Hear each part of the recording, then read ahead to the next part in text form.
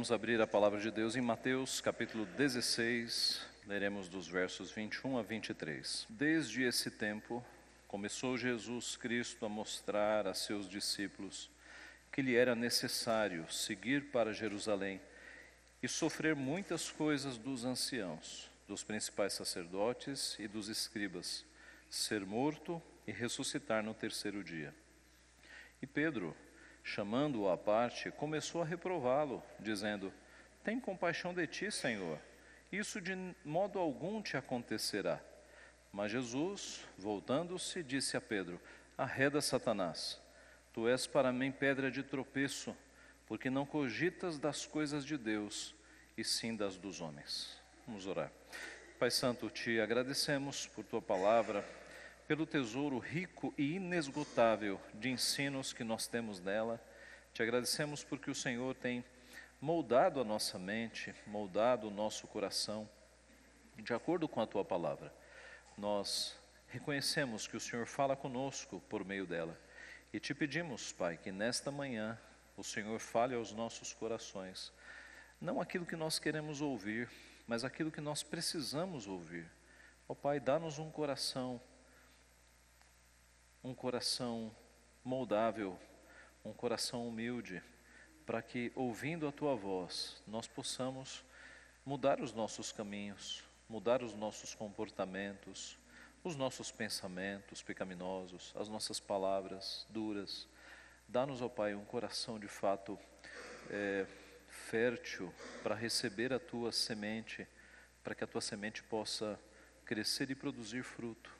Ajuda-nos, Pai, a sermos pessoas que ouvem a Tua repreensão e que mudam de comportamento. Fala conosco nesta manhã, exorta-nos por meio da Tua palavra, para que sejamos melhores, para que sejamos de acordo com a Tua vontade. É o que nós pedimos em nome de Jesus. Amém. Meus irmãos, eu vou explicar o texto e só no final nós teremos 4 lições. Então nós vamos entender primeiro o texto para no final tirar 4 lições. O texto começa dizendo: desde esse tempo começou Jesus Cristo a mostrar a seus discípulos. Desde esse tempo faz uma comparação com o que aconteceu antes. E o que aconteceu antes foi o que nós ouvimos no último domingo, a exposição de quem Cristo é. Cristo primeiro revelando-se como o Filho do Homem. Estamos lá no capítulo 16, de 13 até 20. Cristo revelando-se como o Filho do Homem, e Pedro, inspirado por Deus, declarando que Jesus era o Cristo, o Filho de Deus. Então, depois desta belíssima declaração de Pedro, inspirado por Deus, nós percebemos que há entre os discípulos agora como que uma maturidade, um aprofundamento da ideia que eles tinham sobre o seu Senhor. E Jesus Cristo, Ele mostra esse avanço quando Ele diz para Pedro: bem-aventurado és, Simão Barjonas, porque não foi carne e sangue que tu revelaram, mas meu Pai que está no céu. Jesus faz um elogio: bem-aventurado é, porque você chegou nesse nível de compreensão. E eu também te digo que tu és Pedro, e sobre esta pedra edificarei a minha igreja, e as portas do inferno não prevalecerão sobre ela. Nós vimos no domingo passado que Pedro não é a pedra fundamental da igreja. O próprio Pedro, escrevendo a sua epístola, diz que Jesus é a pedra angular, a pedra que os construtores rejeitaram. O apóstolo Paulo em Efésios diz que a igreja está fundamentada no fundamento dos apóstolos, do qual Cristo é a pedra angular. A pedra angular era aquela pedra de esquina que dava os ângulos do terreno. Então, a concepção romanista de que Pedro é a base da igreja é equivocada. O próprio Pedro diz que não é.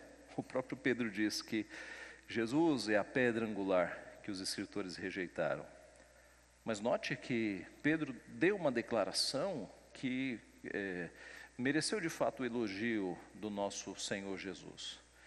E a partir daí, desta compreensão dos discípulos um pouco mais avançada, Jesus vai ensinar coisas novas e Jesus agora vai passar a, de modo muito claro, mostrar qual é a missão do Messias, porque os discípulos ainda não haviam entendido que era necessário que o Messias morresse e ressuscitasse. Ele vai aprofundar este conceito.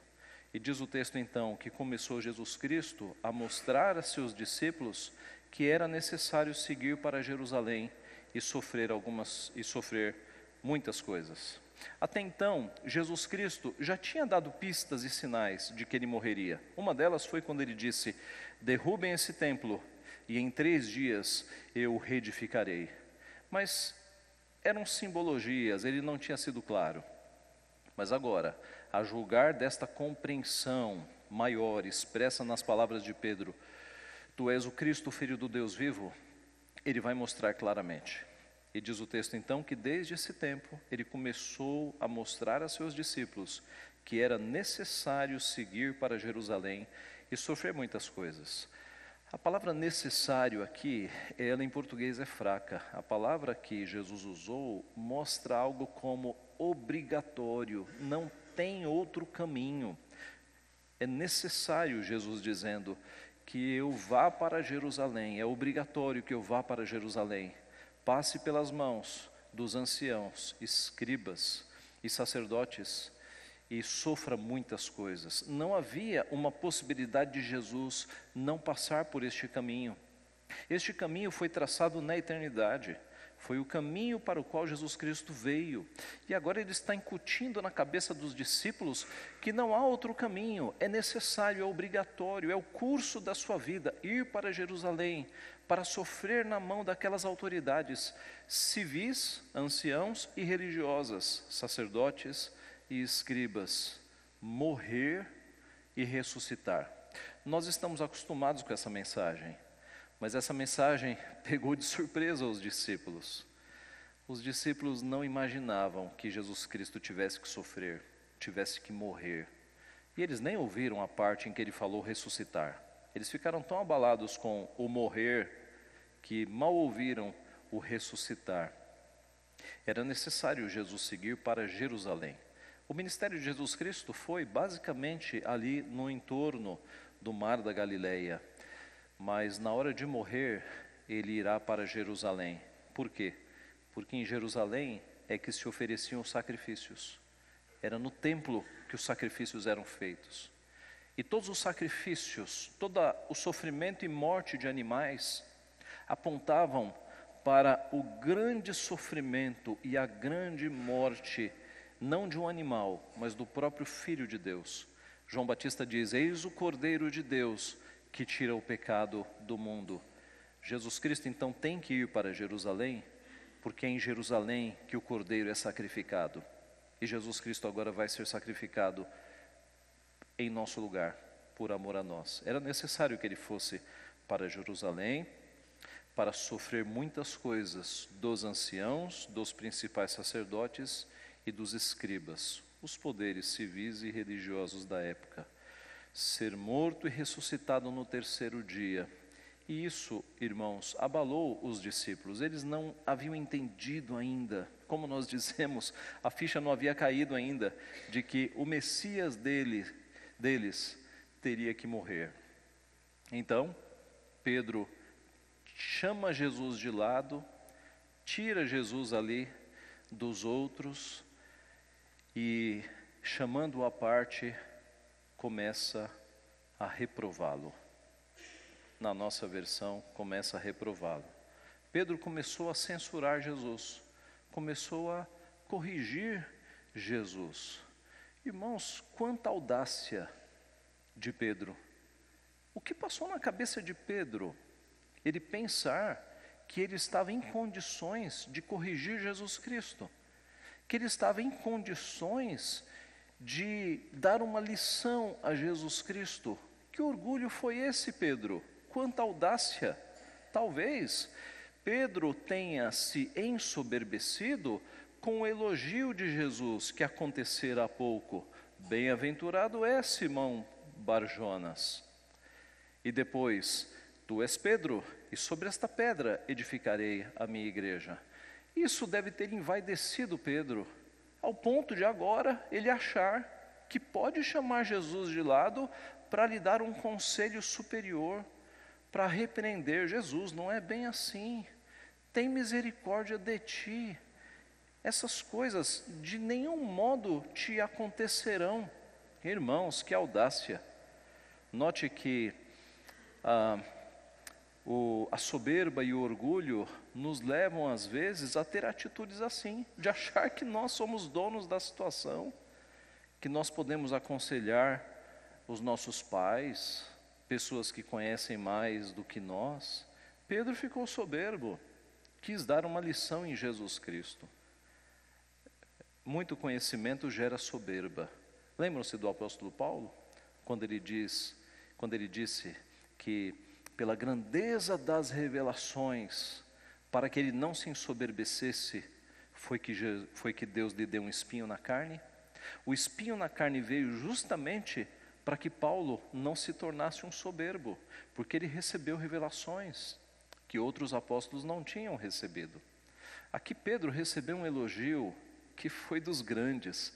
Simão Barjonas, bem-aventurado és, porque não foi carne e sangue que te revelaram, mas o próprio Pai que revelou isso. Tu és Pedro, e sobre esta pedra edificarei a minha igreja. E Pedro se acha agora nas condições de chamar Jesus à parte para puxar-lhe a orelha. Que audácia, que orgulho. E quando Pedro fala, isso, Senhor, tem compaixão de ti, isso de modo algum te acontecerá, ele vai receber a bronca, a repreensão mais dura que um discípulo já recebeu. Ele vai ser chamado de Satanás. Retira-te, Satanás. Arreda-te, Satanás. Não é que Satanás tenha tomado o corpo de Pedro, nada disso. Não há nenhuma possessão aqui. Mas Jesus ficou tão nervoso e deu a palavra mais dura que um discípulo ouviu dos lábios de Jesus, foi Pedro que ouviu.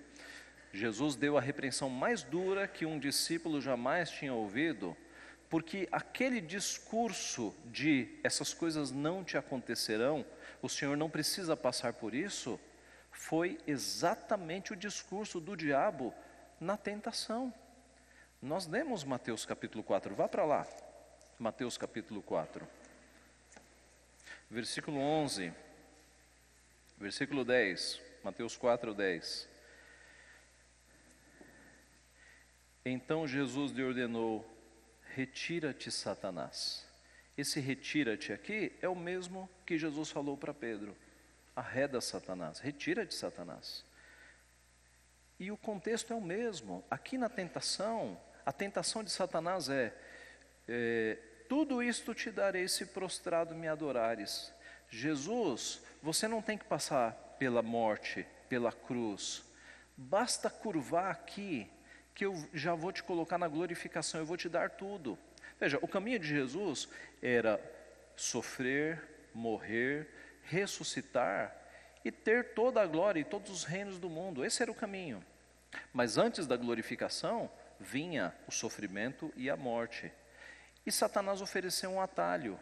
Tudo isso te darei. Não precisa de cruz, não precisa sofrer. Prostre-se agora diante de mim, que eu vou te dar todos os reinos da terra. Essa foi a promessa de Satanás. Não precisa de sofrimento. Eis que Pedro está falando a mesma coisa. Senhor, essas coisas de modo algum te acontecerão. O Senhor não precisa passar pela morte, por sofrimento. O que é isso? E aí Jesus repreende Pedro como fizera com Satanás. Arreda, Satanás. Retira-te, Satanás. Tu és para mim pedra de tropeço, porque não cogitas das coisas de Deus, e sim das dos homens. Então, de novo, Pedro não foi possuído por Satanás aqui, mas Satanás estava no ouvido de Pedro, sugerindo coisas, e é por isso que Jesus fala, arreda-te, Satanás, retira-te, Satanás. Era Satanás que estava cochichando no ouvido de Pedro, e Pedro deu essa sugestão iníqua e perversa: Senhor, o Senhor não precisa passar pela morte, não precisa passar pela cruz. E Jesus continua, virando-se agora para Pedro: Tu és para mim pedra de tropeço. Irmãos, em poucos minutos, Pedro saiu de um alto elogio e do título rocha para pedra de tropeço, em poucos minutos. De rocha a pedra de tropeço, em poucos minutos. Veja como nós pecadores somos inconstantes, não é? Alguns profetas tiveram vitórias maravilhosas e poucos minutos depois estavam escondidos numa caverna, temendo a morte, não é? Nós somos inconstantes assim também. Algumas vezes na nossa vida nós temos declarações impressionantes, nós evangelizamos pessoas, nós somos usados por Deus, mas dada a nossa inconstância, poucos minutos depois, nós podemos estar fazendo coisas que envergonham o nosso Deus. Nós precisamos nos firmar para ter uma constância. O apóstolo Paulo denunciou a inconstância dos Gálatas, por exemplo, e nós devemos ter esta constância. Pedro mostrou aqui que no momento ele estava quase que exaltado: bem-aventurado Simão Barjonas, tu és rocha, e agora arreda Satanás. Você não é essa rocha, você é pedra de tropeço, pedra de tropeço, porque não cogitas das coisas de Deus e sim das dos homens. Pedro estava pensando aqui em termos de felicidade material. Por que Jesus tem que passar pela morte, pela cruz? Senhor, tem misericórdia de ti, isso não vai acontecer com o Senhor. Ele estava com o ideal de felicidade, de conforto humano. E Jesus diz: você não está cogitando das coisas de Deus, você não está pensando nas coisas dentro do prisma de Deus, mas você está pensando dentro do pensamento terreno, humano. Jesus Cristo não veio para se adequar aos nossos desejos humanos, Ele veio para ser sacrifício, Ele veio morrer por um povo. E por mais que desde aquele tempo da declaração de Pedro, Jesus estivesse expondo isso claramente aos discípulos, parece que eles não pegaram. A notícia da morte de Jesus não entrava na cabeça dos discípulos. Isso vai ficar claro quando Jesus morre. Os discípulos se trancam, se escondem. Parece que eles não estão entendendo que Jesus Cristo vai ressuscitar. E quando Ele ressuscita, tem discípulo que não acredita, Tomé. Então, as coisas parece que não entraram na cabeça deles num primeiro momento. E assim o nosso texto termina com esta duríssima repreensão que o apóstolo Pedro recebeu do nosso Senhor. E recebeu merecido, porque achou-se na condição de repreender o próprio Senhor Jesus Cristo. 4 lições que nós podemos tirar daqui.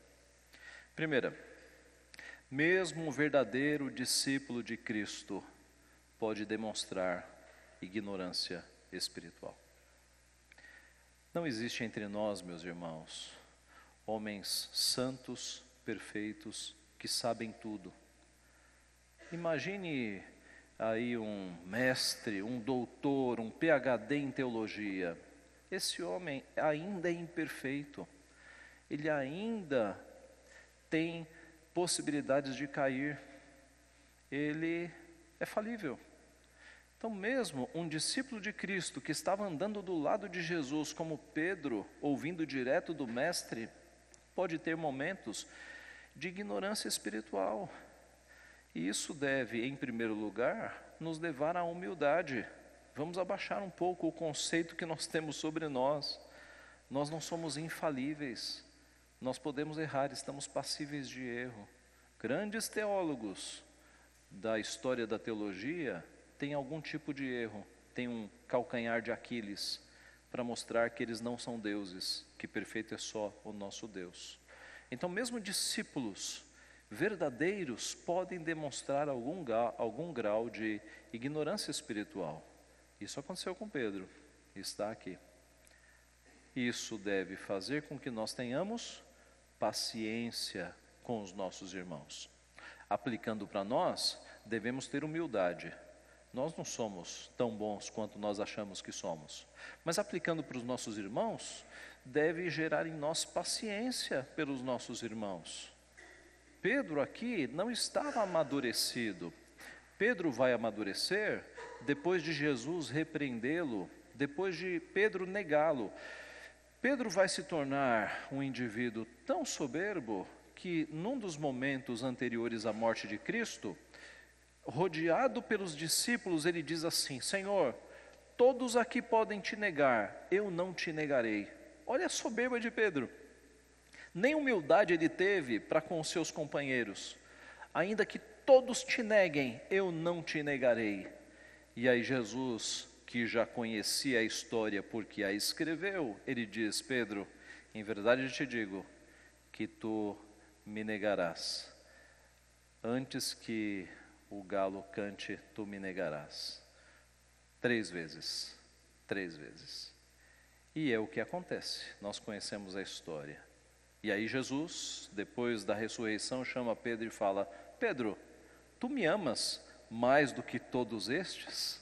E eu imagino o tamanho de Pedro agora, depois de ter negado Jesus Cristo, e Jesus vai chamá-lo para repreendê-lo. E Pedro, tu sabes que eu te amo. E Jesus, segunda vez: Pedro, tu me amas? E Pedro responde segunda vez. E Jesus, terceira vez: Pedro, tu me amas? E aí Pedro se rende e fala: Senhor, tu conheces todas as coisas, tu sabes que eu te amo. Pedro negou o Cristo 3 vezes. E Jesus fez com que Pedro reafirmasse o seu amor na justa medida, 3 vezes. E aí Pedro é restaurado. Jesus fala: apacenta o meu rebanho. Ele está restaurado moralmente, porque depois daquela negativa, depois de ter sido tão soberbo e negar Jesus Cristo, ele ficou sem condições morais de ser um discípulo. Então Jesus o chama e o restaura. Apacenta o meu rebanho, você está perdoado. E a partir daí, este imaturo Pedro, soberbo, impulsivo, ele vai se tornar um líder maduro. Ele vai se tornar de fato o líder dos apóstolos. O livro de Atos mostra isso. É ele quem vai usar aqueles rompantes agora direcionados para a glória de Deus. Pedro amadureceu. Então, tenha paciência com os irmãozinhos que estão ao teu redor, que ainda são Pedros, não amadurecidos. Tenha paciência. Às vezes nós queimamos pessoas na igreja e na nossa vida muito rápido. Tenha paciência. Jesus Cristo teve paciência com Pedro. Jesus Cristo não jogou Pedro fora. Jesus Cristo tratou de Pedro, chamou Pedro, repreendeu, e Pedro amadureceu. Às vezes nós cristãos somos muito impacientes, nós queimamos as pessoas. Não vou com a cara daquele, ponto final. Não gosto daquela pessoa, não falo com ela, ponto final. Não. Tenha paciência, nós temos que ser longânimos, nós temos que entender que Deus tem paciência conosco, nós não somos fáceis, e Deus tem paciência conosco. Tenhamos paciência e amor com os nossos irmãos, que ainda por vezes são Pedros, não amadurecidos, mas eles estão no caminho, Deus vai amadurecê-los. Segunda lição que nós tiramos deste texto: por vezes a tentação vem de lugares inesperados. O pastor Matthew Henry escreveu o seguinte: a sutileza de Satanás é enviar-nos tentações pelas mãos insuspeitas dos nossos melhores e mais queridos amigos. Quem diria que Pedro seria usado por Satanás para tentar interromper o caminho de Jesus, o caminho da cruz? Quem diria? Justo Pedro. Se fosse um Tomé, mas Pedro. Então, por vezes, Satanás usa as pessoas menos suspeitas para nos dar uma palavra que não vem de Deus, que vem de Satanás. Então, fique atento, fique muito atento. Satanás atacou Adão por meio de Eva, atacou Jó por meio da sua esposa, e aqui tentou atacar Jesus por meio de um dos seus discípulos mais próximos, o próprio Pedro. Então nós devemos aprender a conhecer a voz do diabo, tanto quando ele fala por meio de uma serpente, como quando ele fala por meio de um servo de Deus.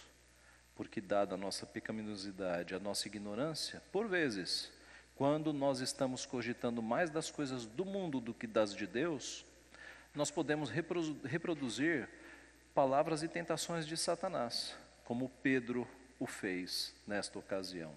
Então a segunda lição é, cuidado, as tentações podem vir de lugares inesperados, até dos melhores amigos, até de gente de dentro da igreja. Terceira lição, tomemos cuidado para não pensar como o mundo pensa. Nós temos que ter a mente de Cristo. O mundo tem uma forma de pensar, geralmente uma forma materialista, que exalta o Deus dinheiro. Os crentes têm que pensar de outra forma. Os nossos prazeres não são os prazeres do mundo. Os nossos sonhos não são os sonhos do mundo. As nossas diversões e os nossos projetos de vida não são os projetos de vida do mundo. O crente tem outros objetivos, tem outros projetos. E quantas vezes alguns crentes estão pensando igualzinho o pessoal das novelas? As novelas, seja da maior emissora ou de qualquer outra, por vezes estão formando mais a cabeça das pessoas do que a palavra de Deus. Nós temos que pensar de acordo com a palavra de Deus, meus irmãos, não de acordo com a mídia, que nos coloca sempre no mesmo caminho, um caminho das trevas. O nosso pensamento tem que refletir a mensagem de Deus. Um exemplo aqui. Há uns anos atrás, aqui na igreja, eu acho que nós nem tínhamos filhos ainda, e eu falei para a igreja, o plano da nossa família é ter muitos filhos, 4 filhos. E algumas pessoas falaram assim, que é isso, pastor? Isso não se faz, a gente não pode ter muitos filhos. E aí veio uma série de conselhos que não refletiam a palavra, que refletem o pensamento do mundo. Porque o pensamento do mundo é, tenha um filho, ou 2 no máximo, e cerque-o de bens materiais, e tenha a tua tão sonhada TV gigante, o teu carro do ano, etc, etc, etc. Esse é o pensamento materialista. Então veja, dentro da igreja, por vezes, nós temos pessoas pensando mais como o mundo pensa, do que como a palavra de Deus pensa. E para que isso aconteça não é difícil. Se você está se alimentando mais da mídia, da televisão e da internet do que da palavra, isso é um caminho natural. Você tem que encher a tua mente da palavra de Deus. Ela tem que moldar a tua mente, para que você tenha a mente de Cristo. E aí, você vai ser perseguido pelas pessoas no teu trabalho. Você não vai pensar como elas. As pessoas vão perceber que você pensa diferente, que você pensa de acordo com a palavra. Esse é apenas um exemplo, para que você tome cuidado, se as palavras e as tuas opiniões não estão refletindo mais o modo de pensar do mundo, do que o modo de pensar de Deus. Pedro aqui foi repreendido por Cristo. Pedro, você está cogitando as coisas dos homens, e não as coisas de Deus. Você está pensando como os homens pensam, e não como eu tenho ensinado a vocês. Quarta e última aplicação. A doutrina da morte de Jesus é central para a nossa fé. Você pode ter irmãos de outras igrejas e discordar em alguns assuntos, quanto ao culto, quanto à forma de governo, quanto à escatologia, quanto ao batismo. Nessas áreas nós podemos ter algum nível de discordância, mas quanto à morte de Jesus Cristo, meus irmãos, aqui não cabe discordância. Quem discorda deste ponto de fé não é irmão, porque este é um ponto central da nossa fé. O fato de que Cristo morreu pelos nossos pecados e ressuscitou. Neste ponto nós não temos qualquer possibilidade de tolerância. Este ponto é vital para a nossa fé. E note que o que gerou a reprimenda mais forte que um discípulo já ouviu da boca de Cristo foi justamente quando um discípulo sugeriu que Jesus Cristo não precisava morrer. Nesse momento Jesus disse, retira-te, Satanás. Foi a reprimenda mais forte que um discípulo jamais ouvira. Que Deus assim nos abençoe, meus irmãos. Que Deus faça de nós verdadeiros discípulos que entendem a missão do nosso Redentor. Discípulos que não são ensoberbecidos como Pedro foi. Discípulos que são pacientes, que são longânimos, que são humildes, que consideram os que estão ao redor com as suas falhas, mas mesmo assim os consideram irmãos. E discípulos que estão com a mente de Cristo sendo formada, pensando mais de acordo com a palavra do que com os ensinamentos do mundo. Que Ele assim nos abençoe. Amém.